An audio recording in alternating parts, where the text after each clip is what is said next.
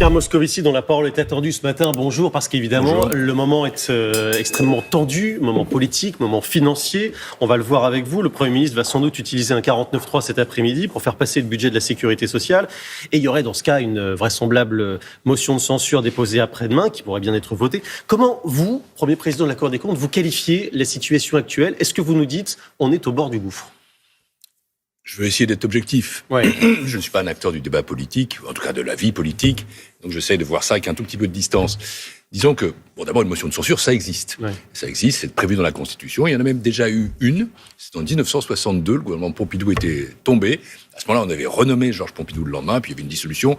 C'est pas exactement la même situation, mais enfin, ne faisons pas non plus comme si c'était je ne sais quel coup d'État. C'est inscrit dans nos institutions. Deuxième chose, c'est aussi un moment de la crise politique que nous vivons. La dissolution a accouché d'une chambre un peu introuvable tout de même, sans majorité, avec des contradictions et sans volonté de construction collective. Enfin, troisième chose, c'est vrai que ça a des conséquences. Ça a des conséquences sur la non-adoption du budget. Et moi, ce qui me regarde comme président de la Cour des comptes, c'est que je sais, c'est que je dis que notre situation financière aujourd'hui est dangereuse. Ah oui. Elle est préoccupante. Nous avons 3 200 milliards de dettes. Nous avons 110% du PIB en termes de dette publique là où nos partenaires ont 85, donc nous sommes donc beaucoup plus endettés. Nous avons une charge de la dette, c'est un remboursement de la dette annuelle qui atteint l'année prochaine probablement 70 milliards d'euros. C'était 25 il y a 3 ans. Et donc, il faut vraiment que nous réduisions nos déficits et que nous maîtrisions notre dette. C'est ça l'enjeu. Mais ça fait ça fait longtemps que vous le dites et vos prédécesseurs avant. Qu'est-ce qui fait qu'aujourd'hui, c'est encore plus grave qu'avant et encore plus dangereux qu'avant ? Nous avons quand même eu une accélération ces dernières années qui a été extrêmement vertigineuse. L'année 2024, celle dans laquelle nous sommes, je l'ai qualifiée d'année noire. Le budget, le dernier, a été voté avec 4,4% du PIB, 128 milliards d'euros de déficit. Aujourd'hui, c'est 6,1, c'est 180 milliards d'euros. On n'avait pas connu, hors crise, une telle situation. Donc, il faut vraiment mettre le frein. Et l'objectif qui est fixé par le PLF, qui est examiné par l'Assemblée, 5% de déficit, il doit être atteint, il doit être recherché en tout cas. Il faut s'approcher de cette grandeur-là parce que il faut donner le signe que, enfin, nous reprenons le contrôle de nos finances publiques. Et c'est vrai qu'avec une motion de censure, eh bien, on entre dans une phase plus incertaine. Ouais. Alors, je ne la qualifierai pas de gouffre, non, mais incertitude sans aucun doute. Et l'incertitude, c'est toujours, en matière financière, quelque chose qui est un peu préoccupant. Sur le risque de shutdown, d'ailleurs, Marine Le Pen, elle dit qu'il n'y a pas de risque de shutdown. Vous vous dites, c'est pas tout à fait juste. Il y a quand même des risques. Alors, le risque existe théoriquement. Ouais. C'est-à-dire, si on n'a pas de PLF du tout, de projet de loi de finances à la fin, effectivement, les fonctionnaires sont plus payés, les prestations sont plus versées. Mais la Constitution et les lois organiques sont assez bien faites. Il y a des expédients, notamment celui auquel on pense. Imaginons, il y a un 49.3, il n'y a plus de gouvernement, il y en aura un autre, dans cette hypothèse-là, que je ne souhaite pas à titre personnel. Oui. À ce moment-là, vous avez ce qu'on appelle une loi spéciale, c'est-à-dire le Parlement vote l'autorisation de prélever les impôts et les dépenses sont exécutées sur la base des services votés, c'est-à-dire du budget de l'an dernier. Mais, ok, il n'y a pas de shutdown, mais c'est un expédient. Et c'est un expédient qui a quand même des conséquences assez lourdes. Alors justement, ces conséquences lourdes, quelles sont-elles très concrètement pour les Français ? Par exemple, il y en a plein qui ne payaient pas d'impôts, qui d'un seul coup, d'impôts sur le revenu, qui d'un seul coup vont en payer. C'est ça, comme le barème de l'impôt n'est plus indexé sur l'inflation, à ce moment-là, à peu près 400 000 foyers, alors qui sont pour le coup des foyers modestes, rentrent dans le barème de l'impôt. Plusieurs millions voient leur impôt augmenter. Donc ça, c'est une première conséquence. Paradoxale. On parle du pouvoir d'achat, mais en fait, les Français vont être plus taxés. Deuxième chose, comme on fonctionne sur les dépenses de l'an passé, on peut plus engager de nouvelles dépenses. Je citerai par exemple les lois de programmation en matière de défense ou en matière de sécurité intérieure. On peut pas. Dans un moment où le monde est quand même assez dangereux. Et puis, troisième chose, la dette et les déficits ne sont pas réduits. Évidemment, on dépense moins parce qu'on n'indexe pas sur l'inflation. Donc, c'est 15 milliards d'euros d'économie. Mais il en faut beaucoup plus. Et donc, nos déficits continuent de croître. Alors, ça, c'est les conséquences immédiates. Ce qui veut dire que c'est un expédient et que si on a une loi spéciale, il faudra quand même assez vite avoir un vrai projet de loi de finances. Sinon, c'est très ennuyeux pour la situation de la France et les marchés.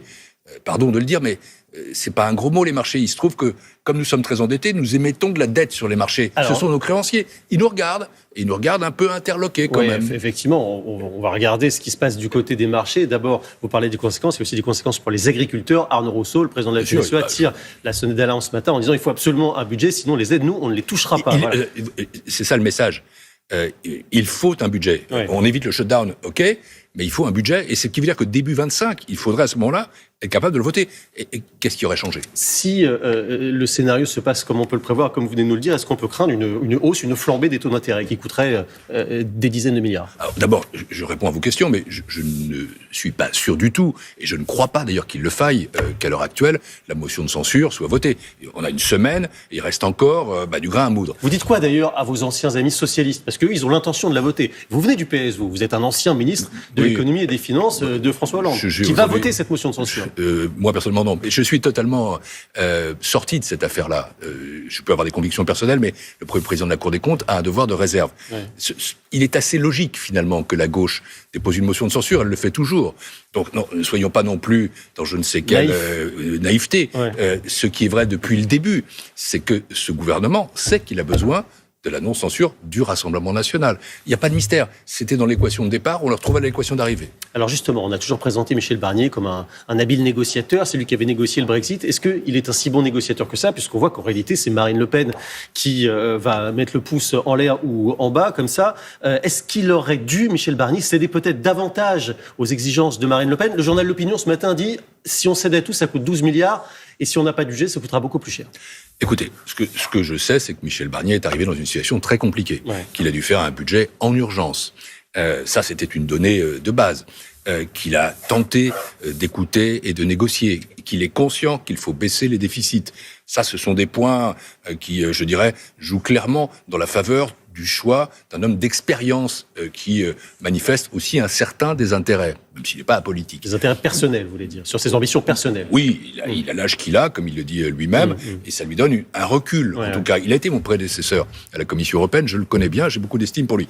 Mais il n'empêche que, depuis le début, il y a une limite ou une hypothèque, qui est qu'effectivement, il faut que le Rassemblement national ne censure pas ce gouvernement. Et il le savait, bien sûr, il le sait. Alors, Marine Le Pen, elle a dit, après la suppression de la hausse des taxes sur l'électricité, elle a dit, le Premier ministre ne compense pas ces manques de recettes, ce qui aggrave le déficit. Est-ce qu'elle a raison sur ce point ? Est-ce que vous dites que Michel Barnier aurait dû aller plus loin sur les économies ?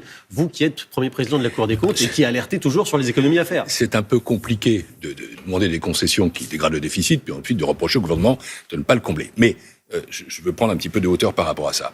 Il est toujours mieux, quand on veut maîtriser un déficit, de faire des économies en dépenses. Toujours mieux. Parce que les impôts, on peut le faire une fois, mais 2 fois, bonjour les dégâts. Puis ça a des conséquences sur l'économie.